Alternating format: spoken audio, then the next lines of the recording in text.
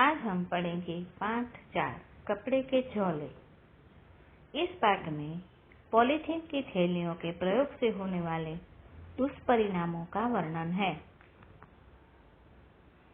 दोपहर का समय था। सूरज आग उगल रहा था। धूप और गर्मी की परवाह किए बिना 12-13 वर्ष का एक लड़का अपने कंधे पर भारी बस्ता लादे धीरे धीरे पैदल चल रहा था।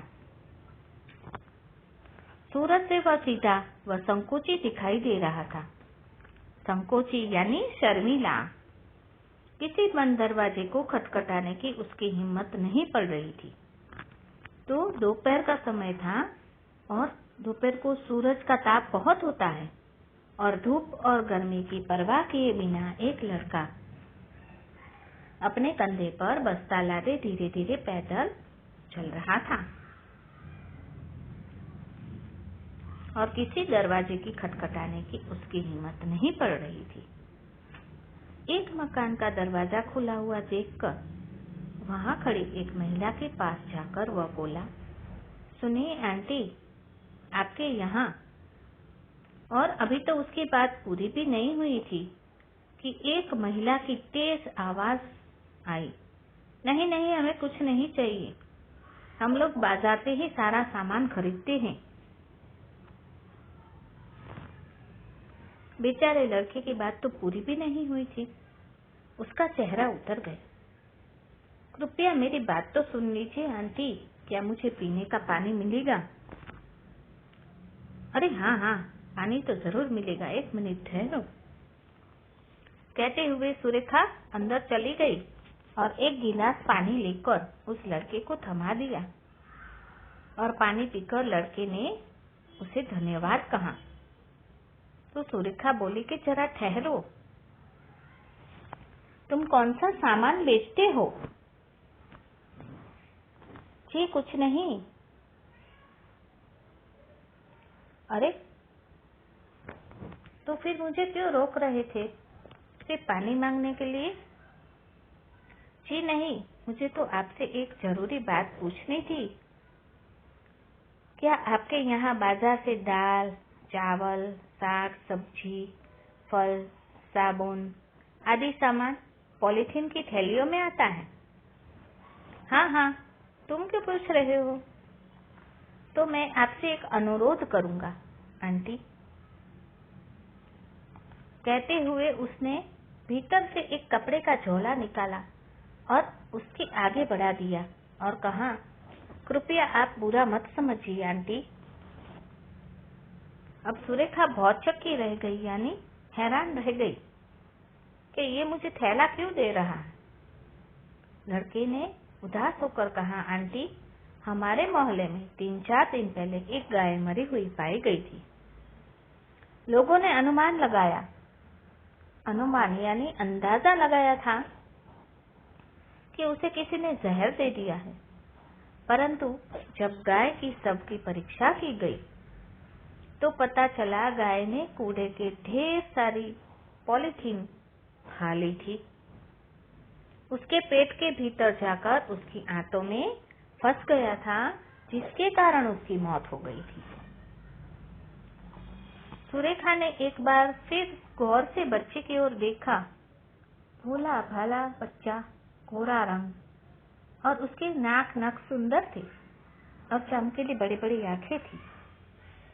तो लड़के ने पूछा, आप क्या सोचने लगी आंटी? कुछ नहीं, तुम्हारा नाम क्या है बेटा? जी मेरा नाम गौरव और मैं 6ठी कक्षा में पढ़ता हूँ।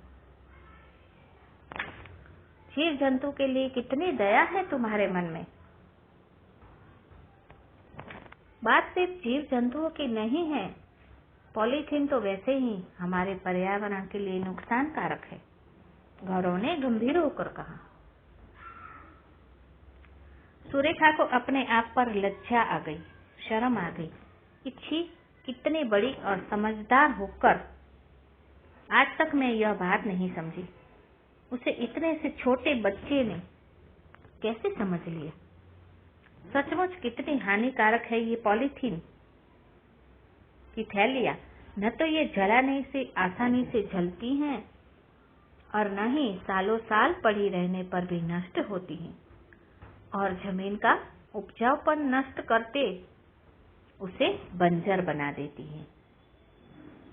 बंजर यानी अनउपजाऊ, जहाँ पर फिर कोई खेती नहीं कर सकते हम।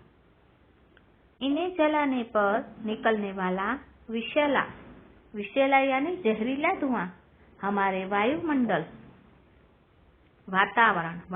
मतलब वातावरण को जहरीला बना देता है। नदी नाले में फंसकर ये पानी के बहाव को रोकती है, पशुओं के पेट में जाकर उनके प्राण ले लेती है।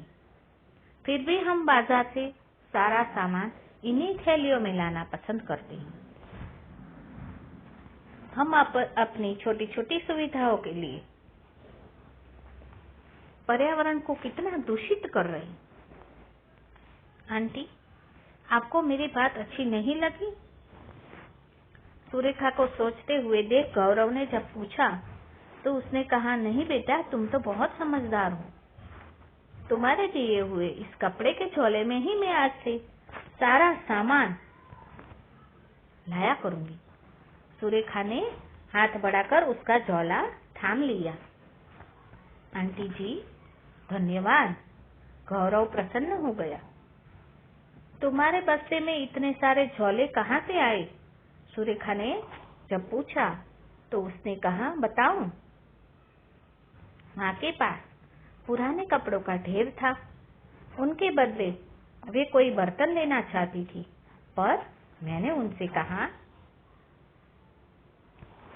कि बर्तन लेने की बजाय आप मुझे इन कपड़ों से झोले सिलकर दे दीजिए और वही मेरे जन्मदिन का उपहार होगा। इन झोलों को मैं ज्यादा से ज्यादा घरों में पहुंचाऊंगा। पॉलीथीन की थैलियां खाकर अब कोई गाय नहीं मरनी चाहिए, है ना आंटी? हाँ बेटे, बिल्कुल सही कहा। उस औरत ने कहा, सही कहा बेटा, अब तुम अकेले नहीं हो। इस नेक कार्य में आज से मैं भी तुम्हारा साथ दूंगी।